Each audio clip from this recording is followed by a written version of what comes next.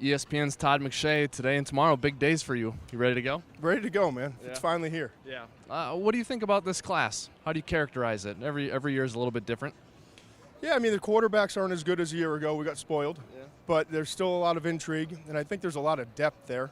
I think offensive line-wise, the interior is probably a little bit better than the offensive tackles, but it's a really deep group. I think from the tight ends, it's better than we normally see with 3 potential first-rounders.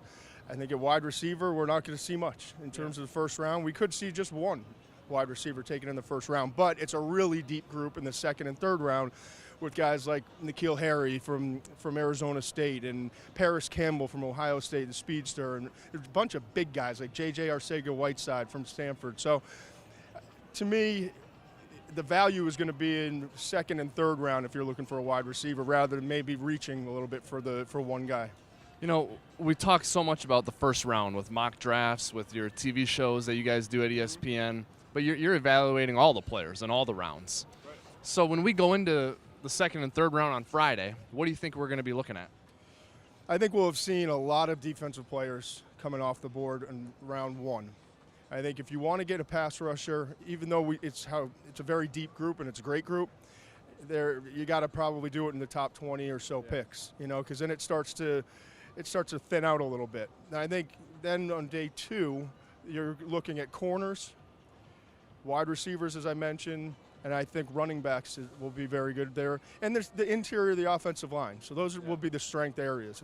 Do you think that when it comes to offensive linemen, all the talk about a tackle that can kick inside and play guard, or a guard that can play center, or a center who can play guard, do we talk about guys being able to change positions like that too easily? Because it's a hard thing to do once you actually are asked to do it. Sometimes we do, but there are a lot of guys who have played both in this year's class. I think that's part of the intrigue. I think, you look at Jonah Williams, who started his career at right tackle, moved over to left tackle this past year for Alabama, and he can kick inside and play guard or center. I really believe that. Cody Ford from Oklahoma. He's a right tackle, but he can kick inside and play guard as well. I think sometimes it can be difficult if you're moving a guy from left tackle to right tackle and he hasn't had any experience doing that. Some guys just really do struggle with their sets, setting one way versus the other. But teams have gotten good. I mean, they realize that's when you bring guys in, or you work them out, you go to their place, and you really test them and make sure that they can do what you're trying potentially to maybe ask them to do. Yeah, last question. When you look at all the players in this draft from top to bottom, our general manager said this is maybe the most draftable players they've put on the board, that he can remember. So he was talking about the depth of the class from beginning to end. Do you sort of share that sentiment with him? Yeah, I mean, see, I have to look at it from a global standpoint. I'm not specifically ranking guys for scheme. So a lot of times, and then I don't take guys off the board if they have a character issue like some teams do, or some durability things. We wind up moving them down. But I had 376 players with draftable grades.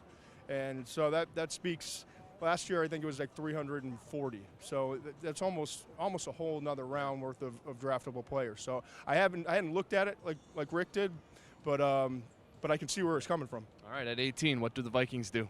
Oh, geez. Offensive line, I think, is going to be the focus if the right guy is there. Rick's not going to reach for a player, but I think a guy like Cody Ford, who has some versatility coming out of Oklahoma at the offensive line spot, I think that would be a possibility. I think he's a really good player.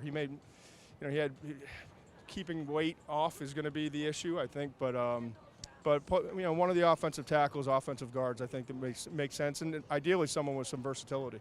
Don't forget to have some fun tomorrow, all right? Try, man. All right. You got it. Thanks.